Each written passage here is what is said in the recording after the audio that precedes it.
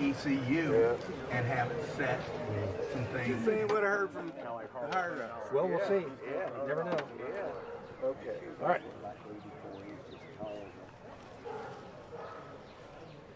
Hey, look, Well, it's hey. Otto. Yes, indeed. How you doing, buddy?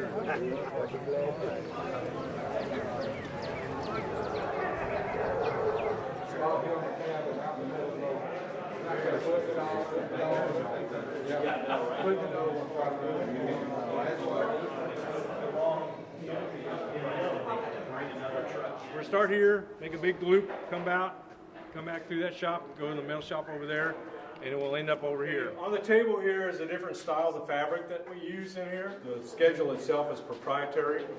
These orange things here are molds, big piece parts. There's like 30-something, 35 piece parts.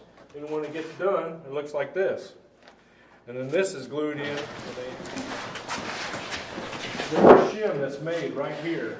But this would be where you take the fuselage in the supply room. We got all kinds of piece parts. This is the machine where all the metal fabrication is done. Yeah, come on in and make room for the guys behind you. If you don't mind me asking, Please do. what's